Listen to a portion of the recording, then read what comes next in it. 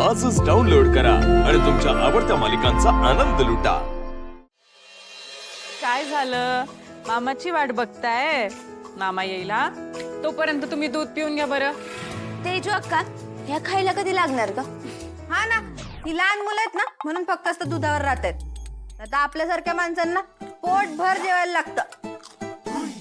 धनु दीदी, त्यांना दात आलेत का अजून? काय पण कसं डोकं लावते का तू? गप्प बस, चुप। राजू ताई, दादा आला ना की आपण त्याला लगेच राख्या बांधू आणि नेहमीप्रमाणे पहिला नंबर माझा। अजिबात नाही।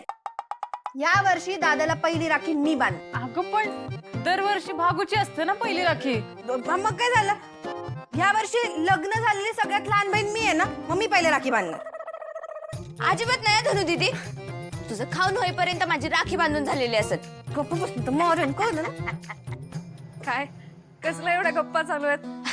दादा, बरं झालं आलंस। चल लवकर आपण राख्या बांधून घेऊ।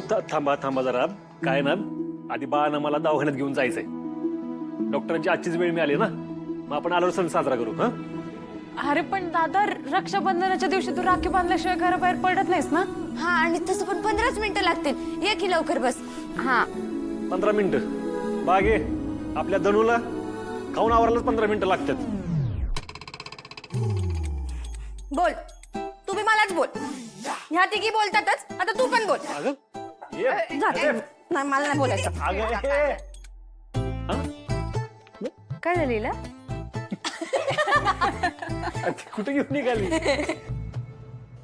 बरं दादा, ऐक की, आपण आता राखी बांधून घेऊयात ना। अरे म्हणजे कसं दिवस मोकळं राहील ना, सगळे कामं मार्गी लागतील। राजू, डॉक्टरांची वेळ चुकली ना तर बाळाची तपासणीला आठवडाभर लांबणीवर पडेल। सूर्या, मी काय म्हणते, आपल्याकडे ना तसा वेळ आहे थोडा, आणि असं म्हणतात हातावरची राखी भावाचं रक्षण करते। आता एवढं सगळ्या जणी म्हणतायत, त्यांची इच्छा आहे तर राखी बांधून जा ना।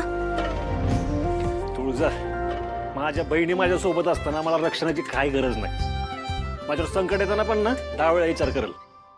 आणि बघ, आधीच बाळांच्या लशीला उशीर झालाय, हे तुला वेगळं सांगायला पाहिजे का तुळजा? हा, आपल्याला डॉक्टरांची वेळ चुकून चालणार नाही। आता मला बाळांची तब्येत महत्वाची, बाकी काय नाही। तेजू, देगड बाळ तुम्ही आवरून घ्या तोपर्यंत। आल्यावर आपण करूया सगळं। काय देख, चला चला चला चला।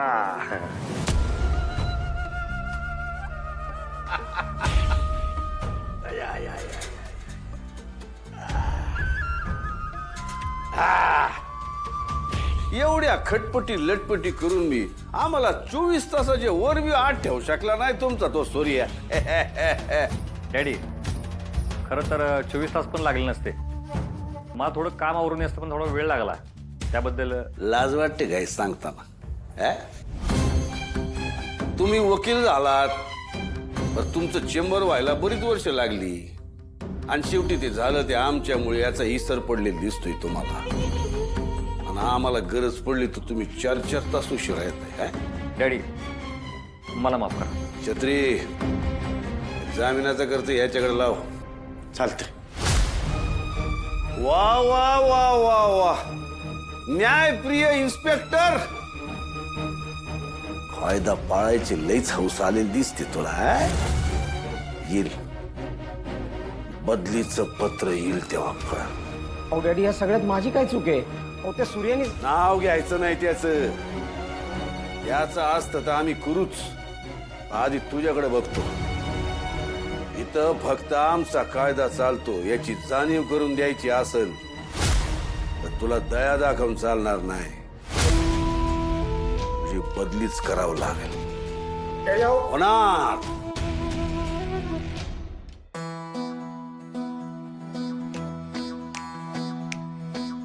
यस, बाळांची नावं सांगतात?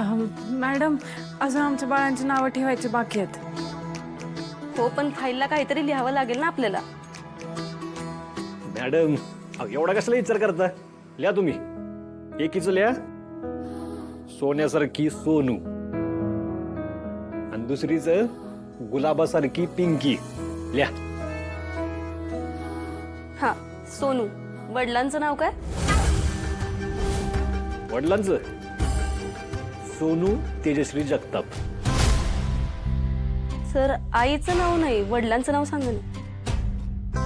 मॅडम, आई आणि वडील दोघी ह्याच आहेत, तेजश्री जगताप. दादा दिलं का? हो. हा, आता पिंकीचं लिहा. पिंकी तेजश्री जगताप. यांचे टोपण नाव आहे ना. या 2 चिमण्यांचं लवकरच मी बारसं घालणार आहे, 2 तडाख्यात जंगी बारसं. हा डॉक्टर, तुम्ही पण यायचं वेळ काढून बारशाला काय? हो नक्की येऊ आम्ही. आणि 12व्या दिवशी मी यांचं बारसं घालणार आहे, कळवतो तुम्हाला पण.